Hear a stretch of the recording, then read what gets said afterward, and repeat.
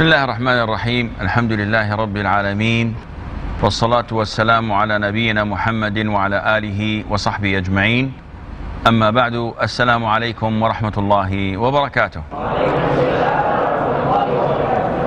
We're still discussing the chapter that deals with Jumu'ah, with Friday, the Eid of the Muslims that happens every week. And today we will discuss Hadith number 135 and the Hadith of Jabir ibn Abdullah. And who will read it for us? Yes, brother.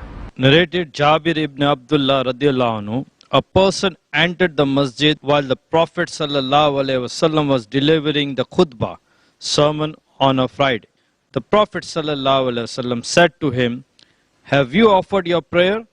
The man replied in the negative. The Prophet sallallahu alaihi wasallam said, "Get up and offer 2 rakat." This is one of the etiquettes of Jumu'ah, and that is when you enter the masjid, generally speaking, whether it's Jumu'ah or not, you have to pray 2 rak'ahs before sitting down. This made some confusion to the companion because now he entered the masjid, yet the Imam was offering the khutbah. The Imam was delivering the sermon. So he was a bit confused whether to sit without praying but listening to the khutbah, or to pray. The Imam is offering the sermon and then he would not listen to it. So he did what was best in his mind, and this companion is Sulaik al-Ghatafani. May Allah be pleased with him. So he sat down.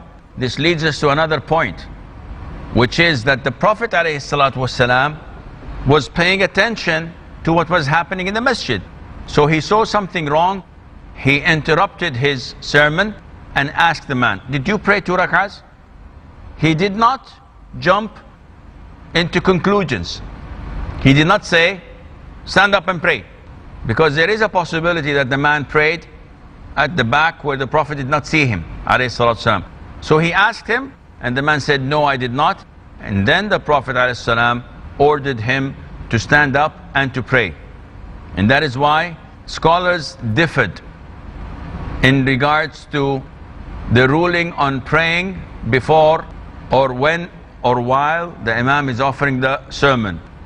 The scholars such as Shafi'i, Imam Ahmad, they say that it is mandatory for a person to pray 2 rak'ahs before sitting down, even if the Imam is delivering a khutbah. Why? Because of this hadith. Other scholars such as Imam Malik and Imam Abu Hanifa, may Allah have mercy on their souls, said no, he must sit without praying 2 rak'ahs. Why? Because they said there are other hadiths where the Prophet ﷺ said, whoever addresses his brother or his friend or the one next to him by saying, "Shh, listen," then he had committed lahu. He had committed an act of uselessness.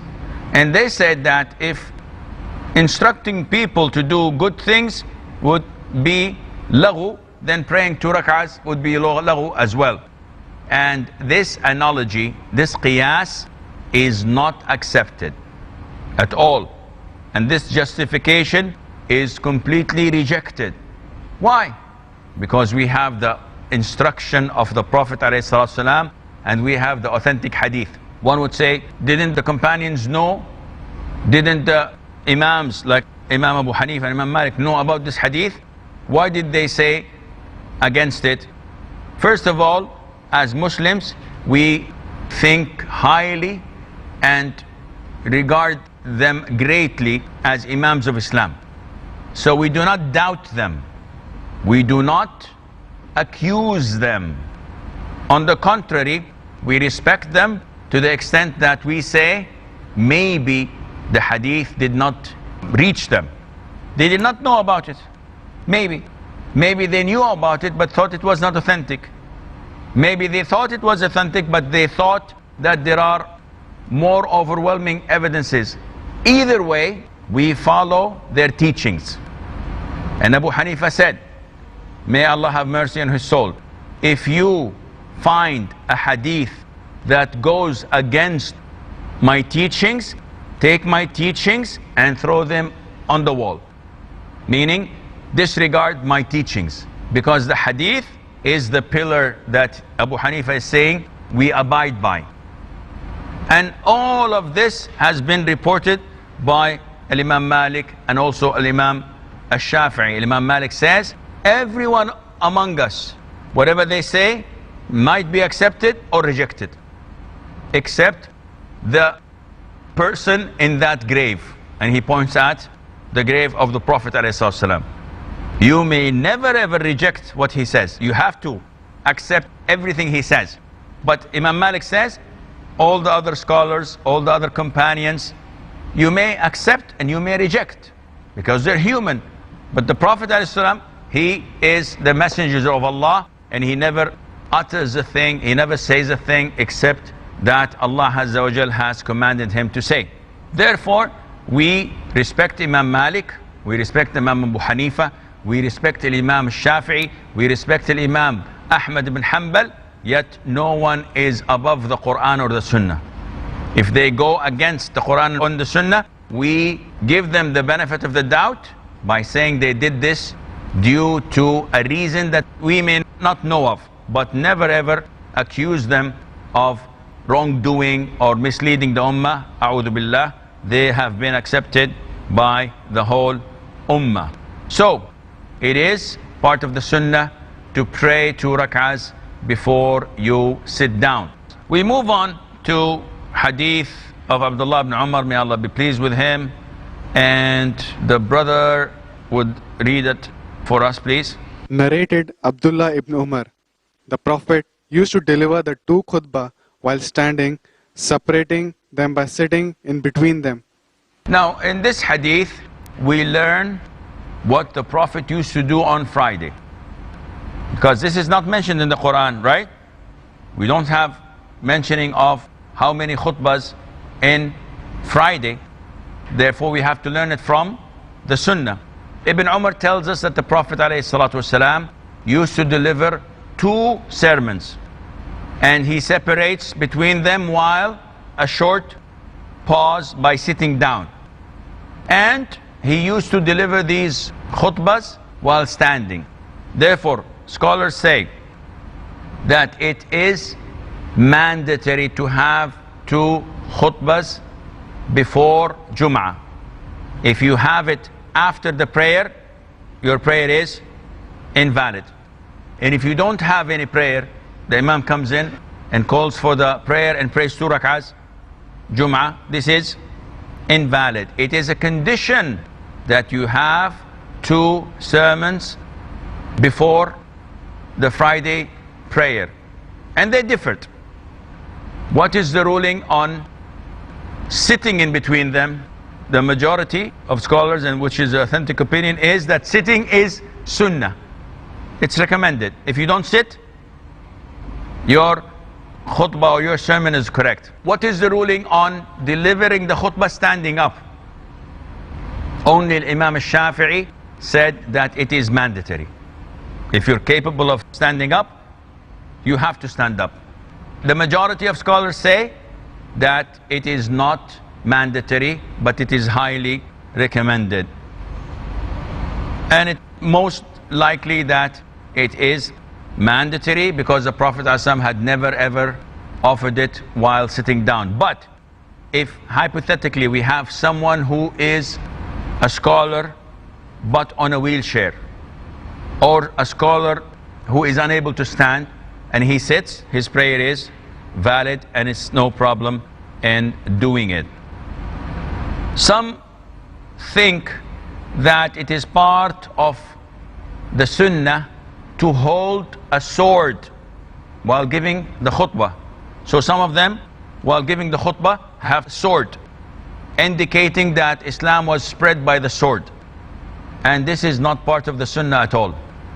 Some of them even hold a stick, but it is not part of the sunnah. If you're healthy, if you're young, and if the pulpit has a fence like the majority of pulpits now, where you can lean on, you don't need anything to be carried, and it is not part of the sunnah to carry something in your hand.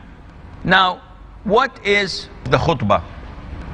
Are there any particular etiquettes? There are a number of etiquettes that we have to learn, but we will postpone this until the break.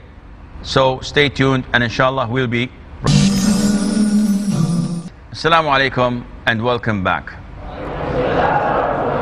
There are a number of etiquettes that must be followed when giving the khutbah of the Jum'ah. So these are addressed to the person giving the Jum'ah.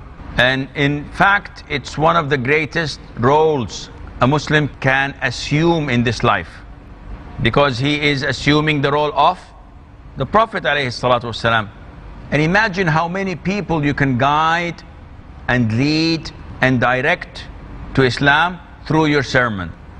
But first of all, we have to learn what are the etiquettes and what can be done and what must not be done. Scholars say that there are pillars for the sermon of Jum'ah. And among these pillars, one, you must praise Allah. You have to say Alhamdulillah. And you have to offer salutation to the Prophet ﷺ. Allahumma salli wa sallim ala Muhammad. And you have to recite at least an ayah, at least one verse. And, which is one of the main things, your sermon has to be considered among the people as a sermon. So if someone says Alhamdulillah wassalatu wassalamu ala Rasulillah, Qul huwa Allahu ahad, Allahu samad, lam yalid wa lam yulad wa lam yakun lahu kufuwan ahad, aqim as-salah. This is not something that is considered to be a sermon. The Prophet ﷺ used to open his Friday sermon with a number of statements. Scholars say that one of the famous ones is Khutbatul Hajah. And what is that? To say, Inna alhamdulillah, nahmaduhu, wa nasta'inuhu, wa nastaghfiruh, wa na'udhu billahi min shururi anfusina, ومن سيئات أعمالنا من يهده الله فلا مضل له ومن يضلل فلا هادي له وأشهد أن لا إله إلا الله وحده لا شريك له وأشهد أن محمدا عبده ورسوله. This is normal. Then he recites 3 verses. يا أيها الذين آمنوا اتقوا الله حق تقاته ولا تموتن إلا وأنتم مسلمون. يا أيها الناس اتقوا ربكم الذي خلقكم من نفس واحدة وخلق منها زوجها وبث منهما رجالا كثيرا ونساء واتقوا الله الذي تساءلون به والأرحام إن الله كان عليكم رقيبا. يا أيها الذين آمنوا اتقوا الله وقولوا قولا سديدا يصلح لكم أعمالكم ويغفر لكم ذنوبكم ومن يطع الله ورسوله فقد فاز فوزا عظيما. Then he always used to say أما بعد. And then he goes and speaks about following the Quran and Sunnah and avoiding bid'ah. فإن أصدق الحديث كلام الله وخير الهدي هدي محمد صلى الله عليه وآله وسلم وشر الأمور, the worst of things, محدثاتها, the things that are innovated, وكل محدثة بدعة, every bid'ah, everything innovated, this is a bid'ah, وكل بدعة ضلالة, and every innovation or every bid'ah is something that leads you astray, and every ضلالة وكل ضلالة في النار, it ends in hellfire. Now imagine this by itself can be a sermon, because it includes most of the deen, Quran and Sunnah, and warning people about bid'ah and instructing them to follow the Sunnah. Then scholars say that the companions, when they described the Prophet's way of giving the khutbah, they said, sallallahu alayhi wasallam, whenever he delivered the khutbah after opening it with such words, he used to raise his voice. His eyes would turn into red, and his anger would be extreme, as if he's warning an army, as if he's warning his people that an army is coming by daytime or by nightfall.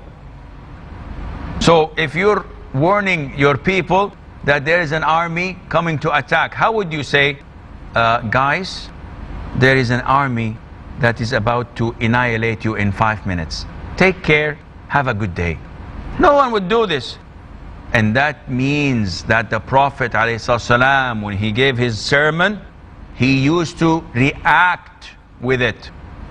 So many times you go into masjid and the imam is speaking in a voice that makes 50 or 70% of those attending sleep. Especially if he's talking about fire. So he says, fire, hell is a very horrible place.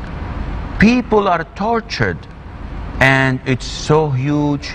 The temperature is hot and everybody is sleeping.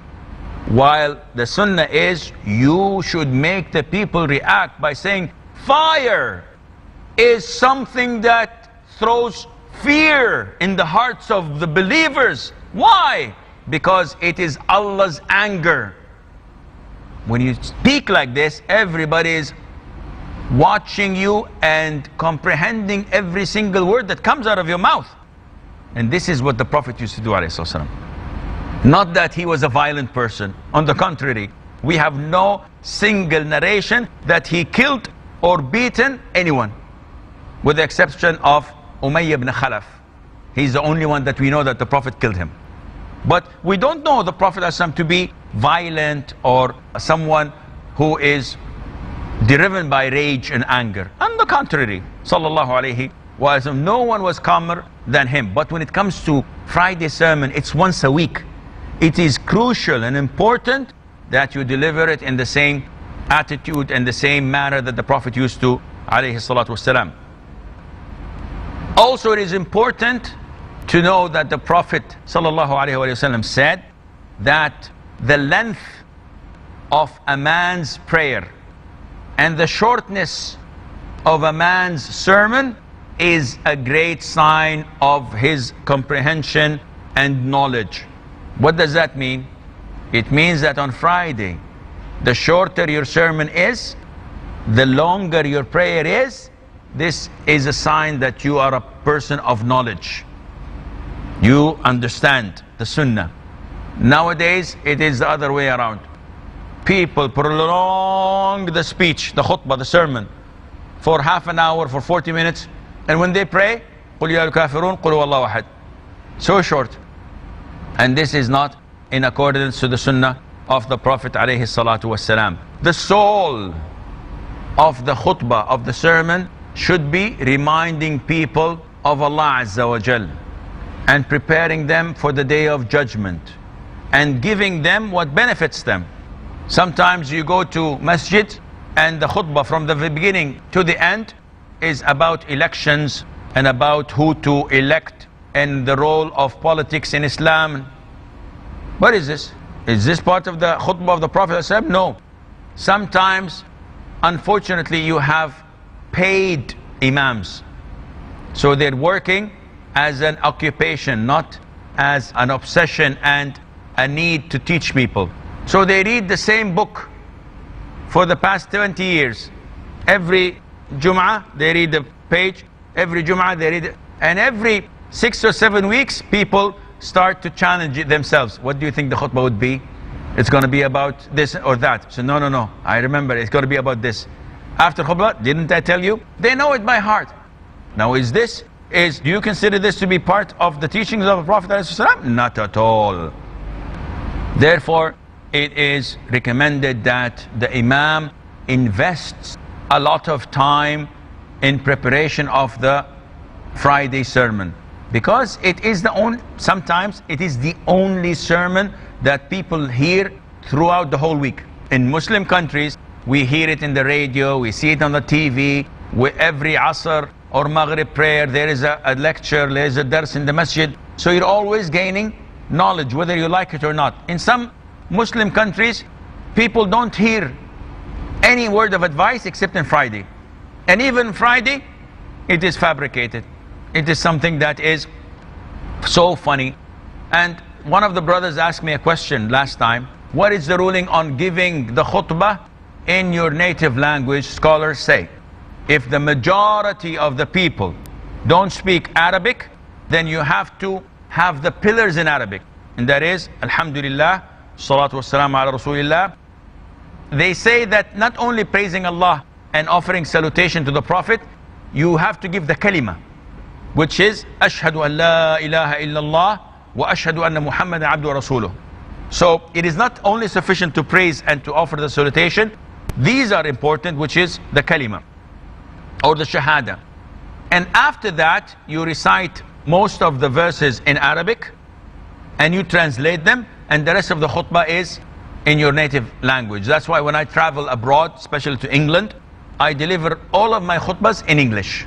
But if I'm in Saudi Arabia, I deliver all of my khutbahs in Arabic, and it should be in Arabic. But if the majority do not understand, it wouldn't be wise at all to have it in Arabic while nobody's understanding what you are saying. And that is why scholars say, if a person is far away from the Imam and is unable to hear him, or the Imam is speaking in a language that he does not understand, what should I do in the remaining half hour?